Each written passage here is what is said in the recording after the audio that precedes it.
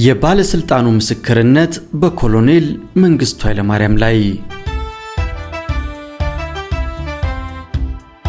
ውድ የኢትዮ ትዝታ ቤተሰቦች ለዛሬ ዘንላችሁ የቀረብነው ታሪክ ገነት አየለ አንበሴ በደርግ ዘመን ከፍተኛ ባለስልጣን የነበሩትንና በሰሜንና በምስራቅ ጦር ግንባሮች የተካፈሉ ከፍተኛ መኮንኖችን አነጋግራ ነበር። እነሱም ስለ ጦር ሜዳ ውሏቸውና ስለ ኢትዮጵያ ሰራዊት ያላቸውን አስተያየት አካፍለዋት ነበር። ለዛሬ የምናቀርብላችሁ በኮሎኔል መንግስቱ የስልጣን ዘመን ከፍተኛ ባለስልጣን የነበሩና ለኮሎኔሉም ከፍተኛ ቅርበት ያላቸውን ሰው ነው። እኚህ ሰው ስማቸው እንዲጠቀስ ስላልፈለጉ የኮድ ስም ተሰጥቷቸዋል። የኮድ ስማቸው ጓድ ቁጥር 9 ይባላሉ። የሚኖሩት ከሀገር ውጭ ነው። ጓድ ቁጥር 9 በደርግ ዘመን የሚያውቁትን ለጋዜጠኛ ገነት አየለ አንበሴ በዚህ መልኩ ነግረዋታል። እኛም ለታሪክ ማስታወሻነት ይረዳን ዘንድ ለዛሬ ይዘንላችሁ ቀርበናል። ለቻናላችን እድገት ሲባል ግን ላይክ፣ ሼር፣ ኮሜንት በማድረግ እገዛ አድርጉልን። እስከ ፕሮግራማችን ፍጻሜ አብራችሁን ቆዩ።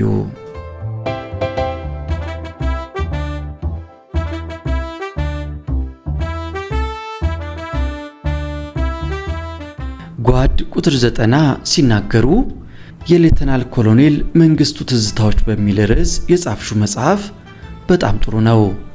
እኛ ስናልፍ ቀሪው ትውልድ በዚያ የአብዮት ወቅት ምን እንደሰራን፣ ምን እንዳሳለፍን ግንዛቤ እንዲያገኝ የሚረዳ በመሆኑ ታሪካዊ ፋይዳነቱ ጉልህ ነው። ለዚህም ልትመሰገኝ ይገባል። ይህን ካልኩ በኋላ ግን የመጽሐፉን ጠቅላላ ይዘት ሳየው በአእምሮዬ የሚመጣ ነገር አለ። ይሄውም በአጠቃላይ የተረቱና የተሸነፉ ሰዎች የሰጡት ቃል ነው። በሁሉም ዘንድ ከደሙ ንጹህ ነኝ ማለት ነገር ይታይበታል። በመጽሐፉ ውስጥ የተነሱትን ዋና ዋና ጉዳዮች በስድስት ልንከፍላቸው እንችላለን። የ60ዎቹ ግድያ፣ ቀይ ሽብር፣ የንጉሱ ሞት፣ ኩዴታው፣ የጦሩ አወዳደቅ፣ የመንግስቱ ከሀገር አወጣጥ። በእነዚህ ጉዳዮች ላይ የቀረበው ዘገባ በሚስጥር ተሸፍነው የቆዩ ብዙ ጉዳዮች ላይ ብርሃን በመፈንጠቁ ታሪካዊ ፋይዳው የጎላ ነው። በጣም ጠቃሚም ነው። በክፉም ሆነ በደግም በሩቅም ሆነ በቅርብ የአብዛኛውን የኢትዮጵያ ሕዝብ ሕይወት የነኩ ጉዳዮች በመሆናቸው የብዙ ሰዎችን ትኩረት ስበዋል። ነገር ግን ስለ ኢትዮጵያ አብዮት ታሪክ ካነሳን ዘንዳ ከነዚህ ስሜት ቀስቃሽ ከሆኑት ጥያቄዎች ሌላ በአብዮቱ ወቅት የተሰሩ ቁጥራቸው የበዛ ስራዎች ነበሩ። እነዚህ አልተዳሰሱም። ጠቃሚ የነበሩ ፋይዳዎች አልተነሱም። በኢኮኖሚው መስክ፣ በልማቱ ሂደት፣ በመሃይምነት ማጥፋት ዘመቻው የተገኙ ውጤቶች አልተወሱም። ሁሉም ራሱን ለማዳንና ራሱን ወደ መከላከሉ በማድላቱ በደርግ ዘመን የተሰሩ ስራዎችና የተገኙ ድሎች ተዘለዋል። እንዳልነበሩ ሁሉ ተገድፈዋል። አሁን ጊዜው በመለወጡ ያኔ የተሰራው ሁሉ ስህተት መስሎ ሊታይ ይችላል። ለምሳሌ ብዙ ሰዎች ሶሻሊዝም የማያዋጣ አካሄድ መሆኑን እያወቃችሁ እንዴት ገባችሁበት ይሉናል። በደርግ ውስጥም ሆነ በደርግ አካባቢ የነበራችሁ ምሁራን ይህንን አርቆ ማየት እንዴት አቃታችሁ ለሚለው ጥያቄ ሶሻሊዝም በቲዮሪ መጥፎ አይደለም እኮ፣ ከሶሻሊዝም ፕሮግራም ውስጥ ለኢትዮጵያ የሚበጃት ምንድነው የሚለውን ለይተን ማውጣትና በዚያ ላይ ማተኮር አለመቻላችን ሊያነጋግር ይችላል። ይህም ሲባል ከዚያ ጋር አብረው የሚታዩ ፋይዳዎችን መዘንጋት የለብንም። የወቅቱን ዓለም አቀፋዊ ሁኔታዎች ማገናዘብ ያስፈልጋል። በዚያ ጊዜ ሶሻሊዝም ተቀባይነት እንዲኖረው ካደረጉት ምክንያቶች ጥቂቶቹን እንመልከት። ደርግ ከተቃዋሚዎቹ ጋር ስምምነት መፍጠር ይሞክር ነበር። ተማሪው፣ ወጣቱ፣ በውጪ ያለው የተማሪ ንቅናቄ ምኑ ሁሉ ሶሻሊዝም ሆኗል። በመላው ሶስተኛ ዓለም የነበረው ታጋይ ሁሉ ግራ ዘመም ሆኗል። ወንበዴው በማርክሲዝም ሌኒኒዝም የሚምል ነው። ጠላት ሆና የተነሳችብን ሶማሊያ ሶሻሊስት ነኝ ብላ አውጃለች። ሱዳንም የምታቀነቅነው ይህንኑ ነው። ስለዚህ እነኚህን ሁሉ የመቅደም ፍላጎት አለ። በዚህ ላይ በወታደራዊ መስክ የምትረዳን አሜሪካን ነበረች። ከሷ ጋር ደግሞ ስለተቃቃርን ሶቪየቶቹን ወደኛ የመሳብ ፍላጎት አለ። ስለዚህ ደርግ የነበረው አማራጭ የሶሻሊስቱን ጎራ መቀላቀል ብቻ ነው። ከዚህ ውጪ ሊሆን አይችልም። ደርጎ የነበረበት ሌላው ችግር በህዝቡ ዘንድ ህጋዊ ተቀባይነት የማግኘት ችግር ነበር። ተቀባይነት ያለው መንግስት ለመሆን የህዝብ ድጋፍ ማግኘት ነበረበት። በወታደራዊ መንግስትነት ብዙ መራመድ አይችልም። ስለዚህ በሰደድ በወዝሊግ በምናምን እያለ መደራጀት ነበረበት። በነገራችን ላይ መንግስቱ ኃይለማርያምን ማርክሲዝም ሌኒኒዝምን ብዙ ጊዜ ያስጠናው የነበረው ብዙ ሰዎች እንደሚያስቡት ሰናይ ልኬ ሳይሆን ባሮ ቱምሳ ነበር። ሰናይ ልኬ የማርክሲዝም ዕውቀቱ እንደ ኃይሌ ፊዳ የጠለቀ አልነበረም። ትንሽ ጡንቸኛ ነኝ ይላል። ወታደሮቹን ማለትም የመንግስቱን አጃቢዎች እየሰበሰበ ካራቴ ያስተምራል እና በዚህ ጠጋ ጠጋ እያለ መንግስቱን ለመቅረብ ቻለ እንጂ በእውቀት ሌሎች ይበልጡታል። ሰደድ ሲደራጅ ወዝሊግም ተደራጀ። የነዚህ ሁሉ የጋራ ስጋታቸው የመኢሶን መጠናከር ስለነበር ያ ይበልጥ ሰናይ ልኬን ከወታደሮቹ ጋር አቀራረበው።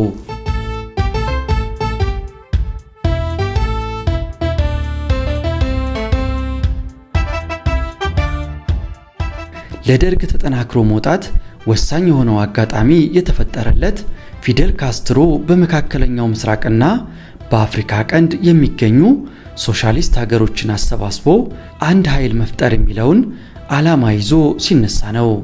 ካስትሮ ይህንን ከግብ ለማድረስ የመን ላይ ስብሰባ ጠራ። ሶማሌዎች ብቻ ሲቀሩ ሌሎች ተሰባሰቡ። በዚህ ላይ በወቅቱ የሶቪየት መሪ የነበሩት ብሬዥኔቭ መንግስቱን ይወዱት ነበረ። በኋላ እንደታየው ከብሬዥኔቭ ሞት በኋላ ሁሉም ነገር ቀረ። ስለዚህ ከሶቪየቶቹ ጋር ግንኙነታችን እየጠበቀ ሲመጣ የደርግ አባሎችም ለፖለቲካ ንቃት እየተባለ ወደ ሶሻሊስት ሀገሮች በተለይም ወደ ራሽያ ይሄዳሉ። አብዛኛዎቹ ከኢትዮጵያ ወጥተው ስለማያውቁ ከሞስኮ ሌላ ትልቅ ከተማ አይተው አያውቁም። እዚያ ደርሰው ሲመለሱ ለሶሻሊስቱ ስርዓት ፍጹም አድናቆትን ይዘው ነው የሚመለሱት። ምን ነው ምዕራቡን ዓለም ባዩ ያሰኝ ነበር። ለነሱ የሶሻሊዝም አካሄድ ኢትዮጵያን በአንድ ጊዜ ከድህነት የሚያወጣት ብቸኛ መንገድ ሆኖ ነው የታያቸው። እንግዲህ በዚህ አመለካከት መሃል የዚያን ተቃራኒ የሆነ ነገር ማቅረብ እንደ እብድ ከመታየት በስተቀር ሌላ ምንም ትርፍ የለውም። እንዲያም ሲል በጸረ አብዮተኝነት ተፈርጆ መመታትም አለ። በዚህ አይነት ሁሉም በሶሻሊስት ህልም ከቃዠና ከሰከረ በኋላ ተው ተመለስ ሊባል የማይቻልበት ሁኔታ ላይ ተደረሰ።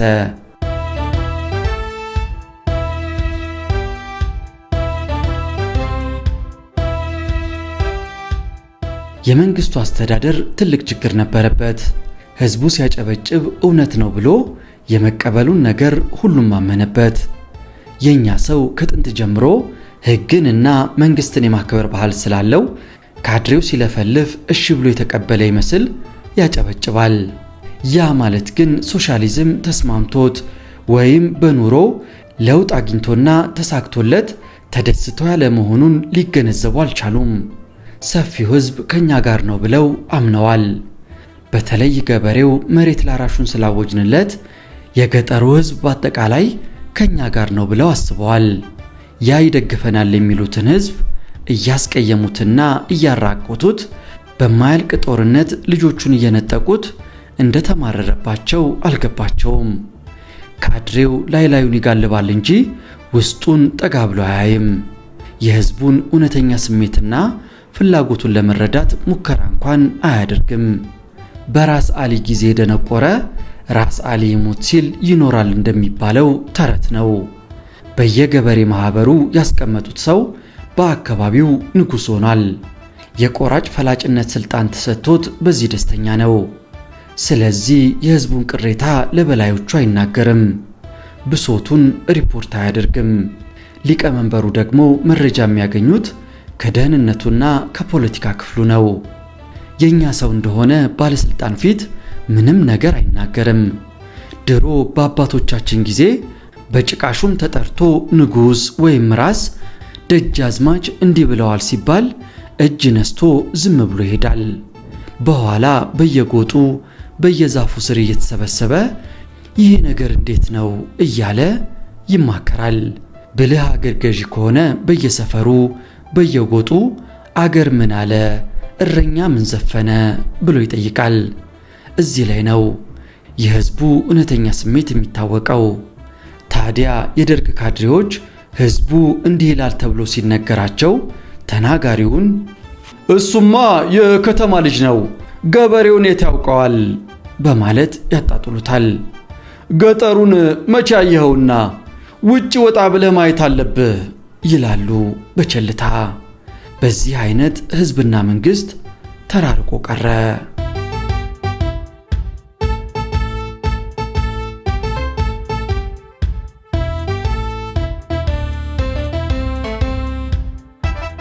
ሰራተኛው ህዝብ የሚያገኘው ደሞዝ ዝቅተኛ ከመሆኑ የተነሳ በባለሙያዎች አስጠንተን ሚኒመም ዌጅ ብለን አሰልተን ያቀረብነው የደሞዝ ልክ 220 ብር ሆነ።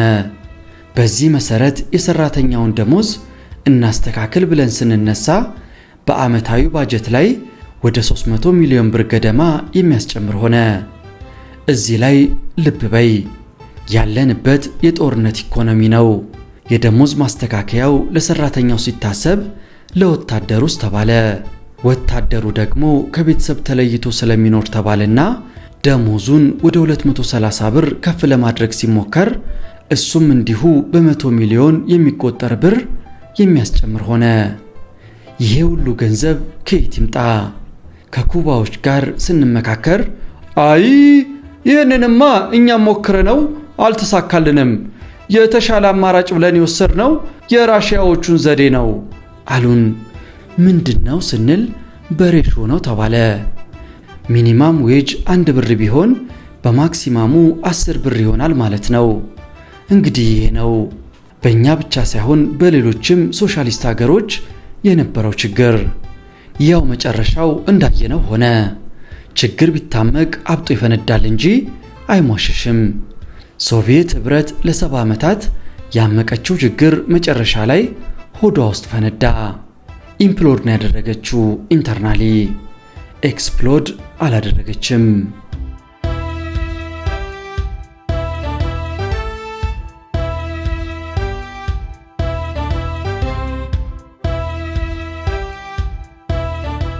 ስለ ተስፋዬ ወልደ ሥላሴ ባለስልጣኑ ሲናገሩ የደርግ ደህንነት ሚኒስቴር ስለነበረው ሰው ትንሽ ማውቀውን ልንገርሽ። ተስፋዬ ወልደ ሥላሴ በትውልዱ ዶርዜ ነው። ስሙም ሌላ የዶርዜ ስም ነበረ፣ ተለውጦ ነው ተስፋዬ የሆነው። ይሄ እንግዲህ በፊውዳሉ ዘመን በነበረው አመለካከት የተነሳ ነው እንጂ ሰው በብሔሩ ማፈር አይገባውም። ግን ስርዓቱ ያመጣው ነው እና እሱ የአዋሬ ልጅ ነው። ሆለታ ስታፍ ኮሌጅ ሲሰራ ከደርጉ አባላት አንዱ ለደህንነት ሥራ መርጦት አመጣው እንጂ የደርግ አባል አልነበረም። በተካት ሁሉ ይመራ የነበረው የደርጉ ደህንነት ኮሚቴ ነበር ጠርቶት የመረጃ ማመዛዘኛና ማከፋፈያ ኮሚቴ በሚል ስም የተቋቋመውን እንዲያስተባብር ሥራ ተሰጠው። ይህም ከልዩ ካቢኔና ከሌሎች የመረጃ ዘርፎች የሚመጡትን መረጃዎች አቀናብሮ ለደርጉ የደህንነት ኮሚቴ እንዲያቀርብ ነው። በዚህን ጊዜ ነው እንግዲህ ተስፋዬ ወልደ ሥላሴ በግል መንግስቱ ኃይለማርያምን ማገልገል የጀመረው። ለነተካት ሁሉ ከሚያቀርበው ሪፖርት ሌላ በሚስጥር ለመንግስቱ መረጃ ይሰጠው ነበር። ኮሚቴውንም የደርግ አባሎችንም እየሰለለ ለመንጌ ሪፖርት ያቀርባል። ከዚያን ጊዜ ጀምሮ ነው በታማኝነት ሲያገለግለው የኖረው። በኋላም የደህንነት ሚኒስቴር በመሆን ተስፋዬ ወልደ ሥላሴ መንግስቱን ከልቡ አገልግሎታል። ግን ጥያቄው ታማኝነቱን እስከ መጨረሻው ዘልቆበታል ወይ ነው። እዚህ ላይ ነው ትልቅ ጥያቄ ምልክት ማስቀመጥ ይቻላል። በእኔ መረጃ በጦር ሜዳ ድል የማግኘቱ ነገር እየመነመነ ሲመጣ መንግስቱም ሰላማዊ መፍትሄ በመሻት ፈንታ በግትርነት ሲቀጥል ተስፋዬ ወልደ ሥላሴ ከሻዕቢያና ከወያኔ ጋር ሚስጥራዊ ግንኙነት እንደፈጠረ አውቃለሁ። አንድ ጊዜ 13 የወያኔ ሰዎች በመንግስት እጅ ይወድቃሉ። ለወያኔዎቹ ግዴላችሁም አይገደሉም እያለ ተስፋ ሲሰጣቸው ቆይቶ በመሃል እነዚያ 13 ሰዎች ይወሰዱና ይረሸናሉ። ተስፋዬ ለወያኔ እኔ ሳላውቅ መንግስቱ ኃይለማርያም በጠባቂዎቹ አስወስዶ ረሸናቸው ይላቸዋል። እነሱም እውነት መስሏቸው ዝም ይላሉ። ወያኔ አዲስ አበባ ከገባ በኋላ ሁሉ አልጠረጠሩትም። ለዚህም ነው በስተመጀመሪያ ላይ ተስፋዬን ወያኔው የደህንነት ኃላፊ እየወሰደ ሲያሰራው የነበረው። ከዕለታት አንድ ቀን በደህንነት ቢሮ አምረው ከተደረደሩት ፋይሎች ውስጥ በእነዚያ ሰዎች ላይ ተስፋዬ እርምጃ እንዲወሰድባቸው ወስኖ የፈረመበትን ሰነድ ያገኙታል። ያ ባይገኝ ኖሮ ተስፋዬ ከወያኔ ጋር በወዳጅነቱ ቀጥሎ ምናልባትም ነገር ሲረሳሳ ተለቆ ነፃነቱን እንደሚያገኝ ተስፋ አድርጎ ነበር።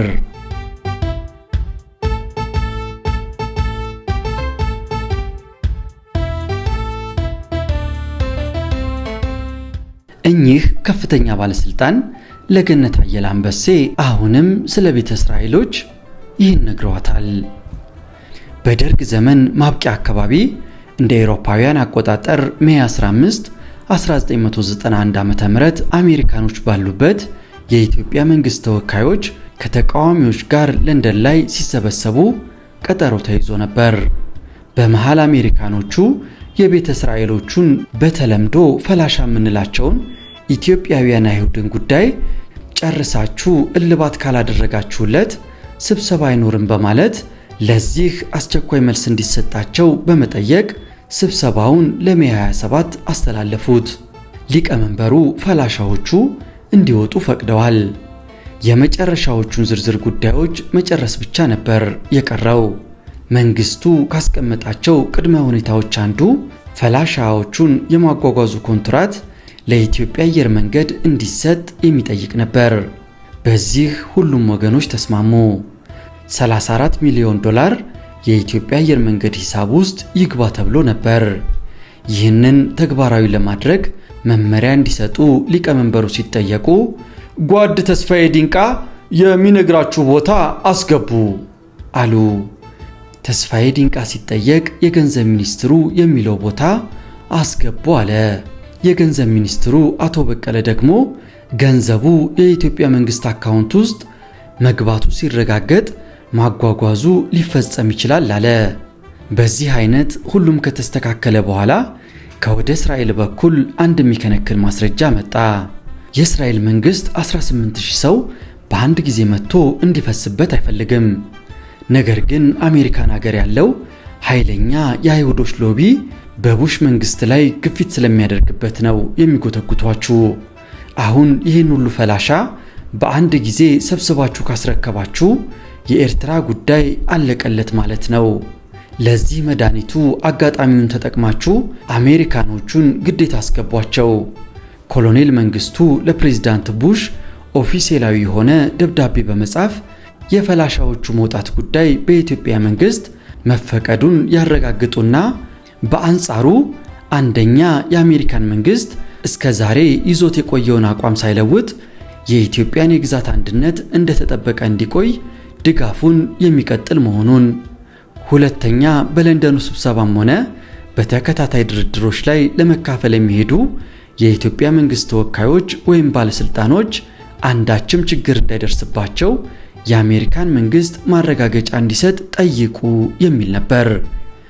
ልክ በተባለው መሰረት የሚላከው ደብዳቤ ተዘጋጅቶ ካለቀ በኋላ መንግስቱ ማክሰኞ ለሄዱ ሰኞ ዕለት ማታ እቤታቸው ስልክ ደውዬ ሳነጋግራቸው በታቀደው መሰረት ቀጥል አሉኝ።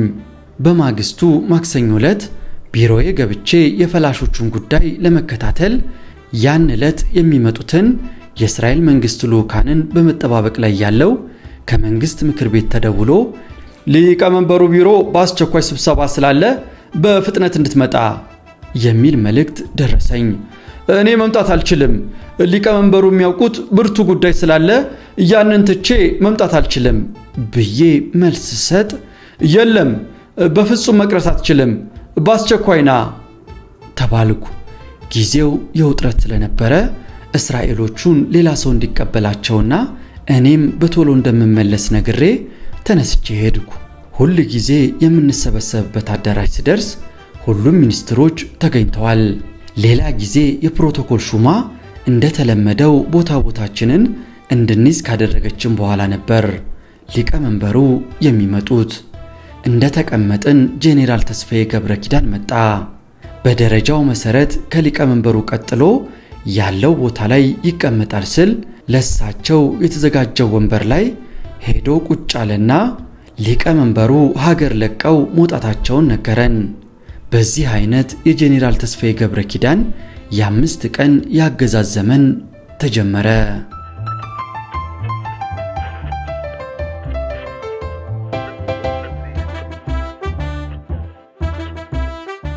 ወደ ቢሮ ተመልሼ በፍጥነት እየተለዋወጠ የመጣውን ሁኔታ የምችለውን ያህል ለማገናዘብ ከሞከርኩ በኋላ ተስፋዬ ገብረ ኪዳንን ለማግኘት ሞከርኩ። ቀኑን ሙሉ ስሞክር ቆይቼ ወደ ማታ ላይ እንደምንም አገኘሁት። መንግስቱ ለፕሬዝዳንት ቡሽ ስለ ጻፉት ደብዳቤ አነሳውበት። አሁን እሱ ቀርቷል፣ የቡሽ ደብዳቤ አያስፈልግም ነው የሚሉት። እንዴት? እምቢ ብለዋል። እነማን? ተስፋዬ ወልደ ስላሴ፣ ተስፋዬ ድንቃና መንግስቱ ገመቹ። እንዴት እምቢ ይላሉ ትለኛለህ? አሁን ርዕሰ ብሔሩ እኮ አንተ ነህ። ስማኝ ወንድሜ፣ መንግስቱ ሲሄዱ ለእኔ ምንም አልነገረኝም። ለስሙ ወንበር ላይ ተቀመጥኩ እንጂ አሁን እኮ ሀገሪቷን የሚያስተዳድሩት እነዚህ 3ቱ ናቸው። እኔ እስከ ሰኞው ድርድር ድረስ ወንበር ጠባቂ ነኝ አለኝ። እንደምንም ፈልጌ ተስፋዬ ድንቃን ሳናግረው መንግስቱ ለቡሽ የጻፈውን ደብዳቤ ብናጸድቀው የኢትዮጵያ መንግስት የሀገሩን ሰው ለሽያጭ ያቀርባል። የመሳሪያ መግዣ ገንዘብ ለማግኘት ብለው ፈላሻዎቹን ጉቦ ሰጡ በማለት ወያኔና ሻቢያ ለንደን ላይ አሳተው መሳቂያ ያደርጉናል ብለን እንዲቀር ወስነናል። በጋራ የወሰድነው አቋም ነው አለኝ። አሜሪካኖቹስ ምን ይላሉ ብለው አሜሪካኖቹ እኛን በበጎ ሁኔታ ነው የሚያዩን፣ ከሲአይኤ መረጃ ደርሶናል አለኝና በዚሁ ተለያየን። ቀጥዬ ደግሞ ተስፋዬ ወልደ ስላሴ ጋር ሄድኩኝ። ተመሳሳይ ነገር ነገረኝ። ይሄ ሁሉ እውነት እንደሆነ በምን ታውቃለህ? ምንስ መረጃ አለ ስለው መረጃማ አለኝ፣ ግን ለመሆኑ ከመቼ ወዲህ ነው እኔ እናንተ መረጃ የምንለዋወጠው ብሎ ቀለደብኝ። እስራኤሎቹ ይህንን ሲሰሙ ቀደም ሲል ለቡሽ ደብዳቤ እንድንጽፍ ስለመከሩን በጣም ተናደዱብን። በኋላ ይቆጫቸዋል አሉን። ለመቆጨትም ላለመቆጨትም ሳንበቃ የኢህድሪ መንግስት ፍጻሜ ሆነ ይሉናል። ስማቸው እንዲጠቀስ ያልፈለጉ የቀድሞ ከፍተኛ ባለስልጣን ጓድ ቁጥር 90 ለጋዜጠኛ ገነት አየለ አንበሴ እንደነገሯት እኛም ለታሪክ ማስታወሻነት ለዛሬ ያቀረብንላችሁ። ለዛሬ አበቃን። ይህም የኢትዮጵያ ታሪክ ነው።